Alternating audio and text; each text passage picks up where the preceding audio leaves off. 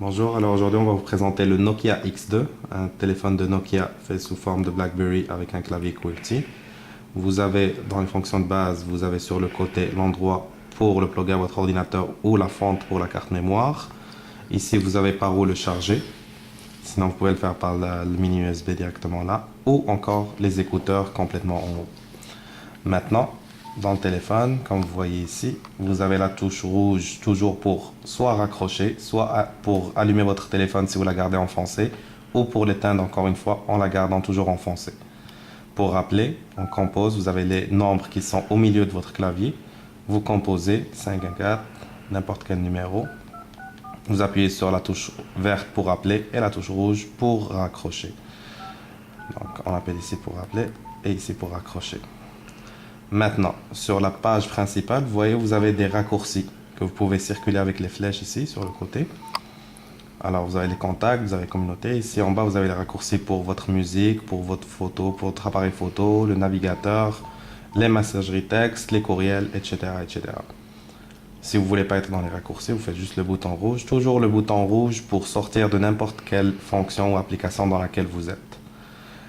L'autre touche qui est très importante dans un téléphone, c'est pour verrouiller le téléphone. Donc si vous voulez verrouiller ou déverrouiller votre appareil, on appuie sur le milieu et la touche en bas ici, la flèche comme vous voyez, ça remplace l'étoile avant dans les autres Nokia. Donc vous appuyez sur milieu et la flèche, ou encore milieu et la flèche pour verrouiller votre appareil. Maintenant si on veut le déverrouiller, milieu et flèche encore une fois. Si vous voulez accéder à votre menu, le menu c'est toujours la touche du milieu, donc on clique dessus. Et là on a notre agenda, les contacts, la musique, photos. Les paramètres sont ici. Dans les paramètres, vous avez tous les paramètres de sonnerie, tonalité, l'affichage de l'écran, la date et l'heure, la langue, connectivité si jamais vous voulez le plugger à un Bluetooth ou à votre ordinateur même, les paramètres des appels, du téléphone et la configuration initiale du téléphone. La sécurité si vous voulez ajouter un code bien sûr. Si vous voulez complètement sortir d'ici, vous appuyez sur la touche rouge. Vous avez une touche ici qui vous transfère directement aux médias.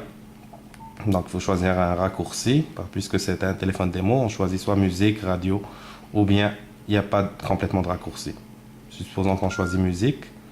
Donc, la fonction est assignée à musique. Dès qu'on clique ici, ça nous transfère à notre bibliothèque de chansons.